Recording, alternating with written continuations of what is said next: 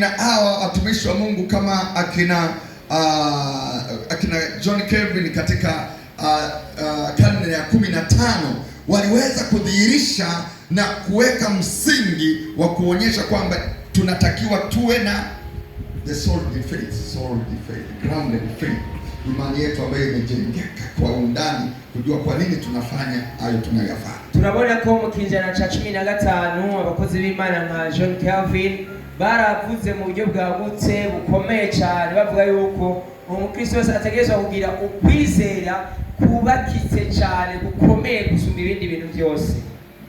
이것을 모두 그리스도인지 행안에 신앙 고백 안에 포함되어 있습니다. 우리는 이를 보통 사도신경이라고 부릅니다.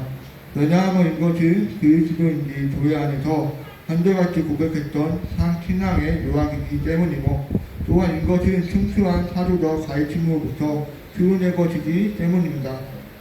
Kwa hiyo lazima tujue kwamba ili imani zetu ziwe na kina, ziwe na msingi wa kweli, lazima haya mambo yanaonekana kama ni madogo, lakini lazima ndani ya Wakristo yaeleweke vizuri. Kwa nini tunaabudu siku hii? Kwa nini tunakutana siku hii? Kwa nini tunabatizwa? Kwa nini tunafanya hiki? Watu wanatakiwa waelewe kwa ufahamu. Abantu rero kugira ngo tugire ukwizera gukomeye, hariho ibintu bibonekana mu mengo ni bito bito, ariko dukwiye kumenya mu buryo bwagutse cyane, tukamenya ati mbega ni kubera iki duterana ku munsi w'Imana, ni kubera iki tubatizwa, ibikorwa nk'ivyo bito bito tukamenya igituma tubikora mu nshengero.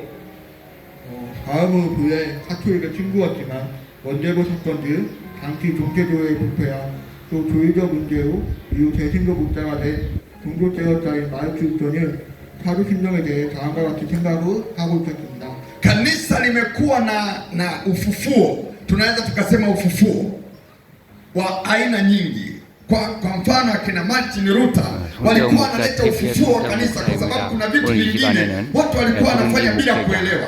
Lakini lazima kwa nyakati zetu tulete ufufuo, tusibaki kama Katoliki. Lazima katika maisha ya Kikristo tufanye kila kitu tunaofahamu, lakini tusifanye katika msingi wa Kikatoliki na kidini au mapokeo. Tunakwiye kumenya ko ishengero ryagirisha mu buryo bwo kwita nk'ikanguro canke ukuzuka gukangurwa mu buryo butandukanye. Turabona yuko nk'abamateri baza